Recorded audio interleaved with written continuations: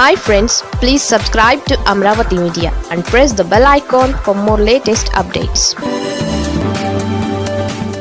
ఏపీలో ఇప్పటికిప్పుడు ఎన్నికలు జరిగితే ఫలితం తేల్చేసిన తాజా సర్వే 2-3 రోజులుగా ఆంధ్రప్రదేశ్లో ఒక ప్రముఖ సంస్థ నిర్వహించిన సర్వేపై విస్తృత చర్చ జరుగుతోంది. సదరు సర్వే సంస్థ 2024 సార్వత్రిక ఎన్నికలలో ఏపీ ఫలితాలపై వెల్లడించిన వివరాలు నిజమయ్యాయి.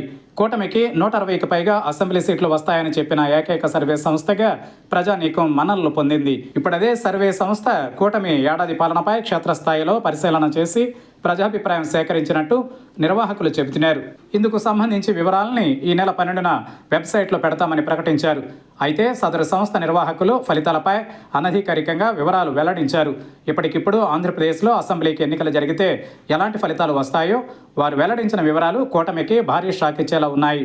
ఇప్పుడున్న రాజకీయ వాతావరణంలో ఏపీలో ఎన్నికలు జరిగితే 164 మంది ప్రజాప్రతినిధుల్లో 76 మంది ఓడిపోవడం ఖాయమని సర్వే ఫలితాలు వెల్లడిస్తున్నాయి.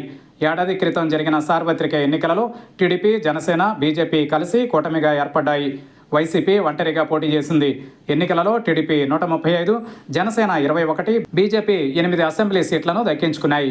వైసీపీ కేవలం 11 సీట్లతో అధః పాతాళానికి పడిపోయింది. కూటమి ఏడాది పాలన ప్రజాభిప్రాయానికి విరుద్ధంగా సాగుతుందనేందుకు సదరు ప్రముఖ సర్వే సంస్థ క్షేత్రస్థాయిలో సేకరించిన వివరాలు వెల్లడిస్తున్నాయి.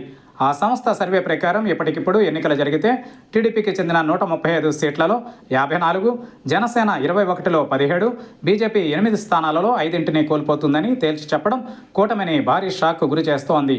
మరీ ముఖ్యంగా 19 నియోజకవర్గాలలో 30% ఓట్లను కూటమి ఎమ్మెల్యేలు పోగొట్టుకున్నారని నిర్మోహమాటంగా ప్రకటించారు. అలాగే 5 నుంచి 25% చొప్పున ఓట్లు పోగొట్టుకున్న నియోజకవర్గాలు ఎక్కువగా ఉన్నట్టు ప్రకటించారు. దీనిని బట్టి కూటమి ఏ స్థాయిలో తమ సీట్లను పోగొట్టుకోనుందో అర్థం చేసుకోవచ్చు. గత ఎన్నికలలో వైసీపీ 10% ఓట్ల తేడాతో దారుణ పరాజయాన్ని మూటకట్టుకుంది.